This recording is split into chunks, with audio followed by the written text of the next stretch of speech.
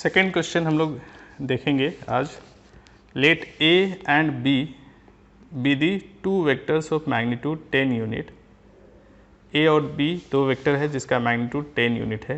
If they are inclined to X axis at an angle 30 degree and 60 degree respectively, find the resultant. दो vector है A और B, दोनों का magnitude 10 unit है। ठीक है, दोनों का मैग्नीट्यूड 10 यूनिट है। वेक्टर ए 30 डिग्री पे इंक्लाइंड है एक्स एक्सिस से और वेक्टर बी का जो एंगल ऑफ इंक्लिनेशन है वो 60 डिग्री है। इसका रिजल्टेंट बताना है। तो रिजल्टेंट के लिए हम लोग क्या करते हैं, एक सीधा तरीका है कि दो वेक्टर का रिजल्टेंट चाहिए तो R is equals to a square plus b square plus 2ab cos theta करते हैं। ठीक है, अब ये थीटा कहाँ से मिलेगा, थीटा इन दोनों के बीच का एंगल है, ये एंगल थीटा है। तो आप देखेंगे यहाँ से यहाँ 60 डिग्री है और यहाँ से यहाँ तक ये 30 है। 60 में से 30 माइनस करेंगे तो हमको मिल जाएगा ये 30 डिग्री। दोनों के बीच का एंगल मिल गया। अब आप यहाँ सबकी वैल्यू पुट कर सकते हैं। ए का वैल्यू हो गया 10 का स्क्वायर प्लस 10 का square plus 2 into 10 into 10 into cos 30। अब इसको सॉल्व करेंगे। 10 का स्क्वायर 100, ये भी 100 हो गया, ये 200 प्लस 200 इंटू कॉस 30 की वैल्यू हम लोग लिख सकते हैं √3/2। इसको हम लोग लिख सकते हैं √3/2, ऐसे लिख सकते हैं। अब क्या करना है, 200 दोनों में से कॉमन आ सकता है, 200, या फिर एक काम करें इसका एलसीएम ले ले। चलिए पहले 200 को कॉमन ले लेते हैं। 200 यहाँ पे रह गया 1 प्लस √3/2 का ये रूट। अब 200 में क्या है, इसको और ऐसे सिंप्लीफाई करके लिखिए। 200 2 प्लस √3 डिवाइडेड बाई 2। 2 से इसको कैंसिल कर सकते हैं, 100 हो गया। 100 10 का स्क्वायर है, 100 का रूट हो जाएगा 10 और रूट के अंदर रह जाएगा 2 प्लस √3। ये आंसर आ गया। अच्छा, अल्फ़ा की बात करेंगे। अल्फ़ा की बात करेंगे अगर हम लोग, तो एक तरीका तो ये है कि tan alpha is equals to लिखिए। tan alpha is equals to क्या लिखना है, ऊपर में b sine theta divided by a plus b cos theta. तो b into sine 30 divided by a, b और a का वैल्यू जो है 10 है, ये हो गया 10 plus 10 cos 30।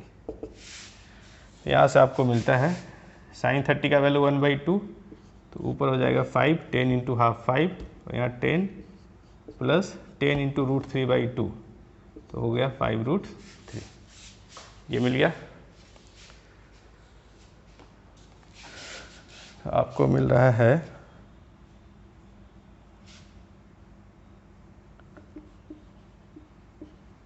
tan alpha is equals to 5 divided by 5, common ले लेते हैं तो 2 प्लस √3 1/2 प्लस √3, ये tan अल्फ़ा हो गया।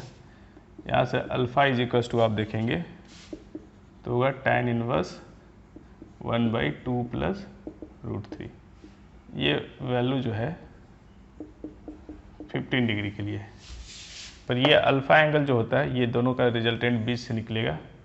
तो अल्फ़ा एंगल जो है वो हमेशा वेक्टर ए से लिया जाता है। अगर इस तरह के फॉर्मूला को लिख रहे हैं तो ए से जो एंगल है वो 15 डिग्री है। अगर एंगल बताना हो एक्स एक्सिस से, तो एक्स एक्सिस से ये टोटल एंगल जो होगा वो 15 प्लस 30 45 डिग्री होगा। ये मैग्नीट्यूड हो गया और एंगल हो गया है 15 डिग्री फ्रॉम ए, या फिर लिखेंगे 45 डिग्री फ्रॉम एक्स एक्सिस। इसको आप दूसरे तरीके से भी कर सकते हैं।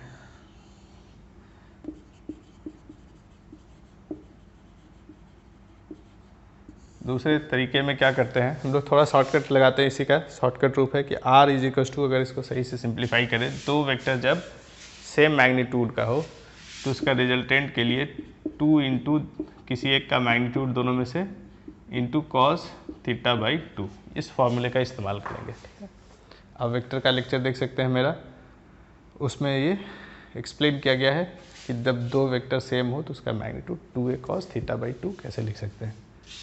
तो यहाँ से आप लिख सकते हैं 2 इंटू 10 इंटू कॉस थीटा कितना 30 डिग्री, 30 बाई 2 कितना हो गया 15 डिग्री। तो ये आ रहा है 20, ये आ रहा है 20 कॉस 15 डिग्री।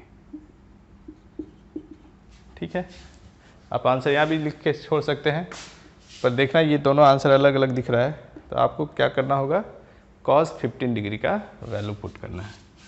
अब हम लोग cos 30 जानते हैं, cos 45 जानते हैं, 60 जानते हैं, 15 डिग्री नहीं जानते हैं, तो ये फॉर्मूला इस्तेमाल कीजिएगा, ये सब जगह काम आता है। cos 2a is equal to cos square a minus cos sine square a।